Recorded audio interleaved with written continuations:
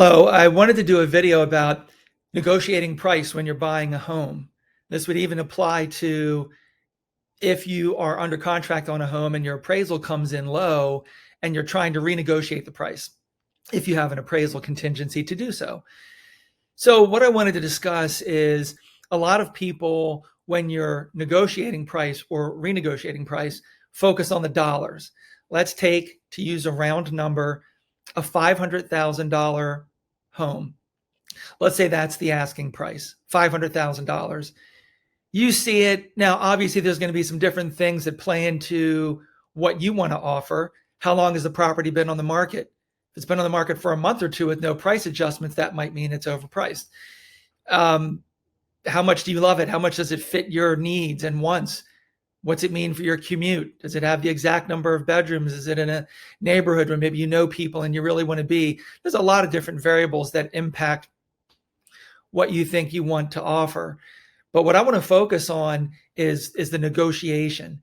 So let's say, for example, you offer $475,000 on a $500,000 asking price. Let's say the seller counters your offer at $495,000. That's a pretty firm counter. They're basically telling you, they're signaling, look, I want my asking price are pretty close. Let's say you counter at $480,000. Let's say they counter your counter at, let's say $490,000. And then maybe you say, well, I'm not willing to go there. My last counter offer was my best offer. So let's say your last counter offer was, I think I said $485,000. Sellers come down to $490,000. Nobody's willing to budge. Now, in my opinion, it's at the $5,000 gap, which based on the original asking price, we're talking about an asset that's worth almost $500,000, give or take. You're talking about a 1% variance. So think about that. 1%. 1%.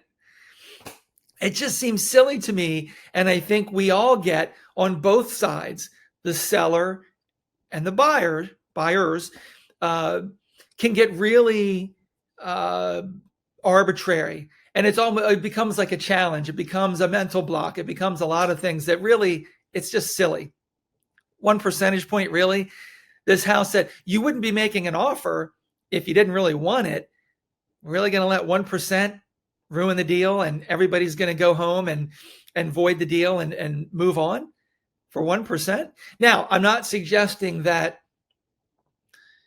who comes the rest of the way in this discussion. Does the seller come down to the 485? Does the buyer come up to the 490? Who throws in the towel for the 1%? I just think it's a really interesting discussion. Should we split the difference yet again? Should the buyer counter 487.5 and you've split that last $5,000? The point of the whole video is to really think about why you're in the negotiation in the first place, both the seller and the buyer.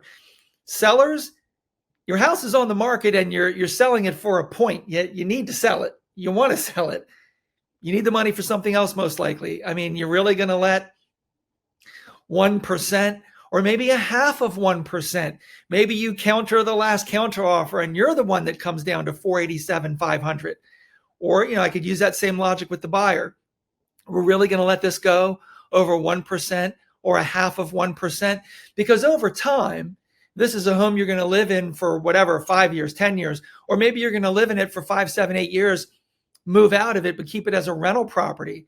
So now you may own this asset for 10, 20, 30 years. You're going to look back someday and think, I almost walked away from this for 1% or a half of 1%. So if you want it, go get it. Offer a little more. Don't be arbitrary. Don't be obstinate. Don't cut off your nose to spite your face. Throw out whatever cliche you want to throw out. I just think that I've seen this happen so many times. I wanted to do a video on it, and hopefully this gives people some counsel and some thought. And we break the log jam, because I've seen it enough.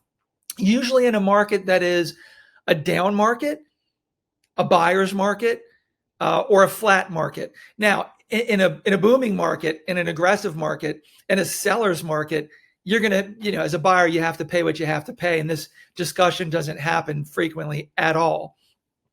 But if the markets shift, it becomes a flat market or a buyer's market, usually price negotiation becomes a thing again.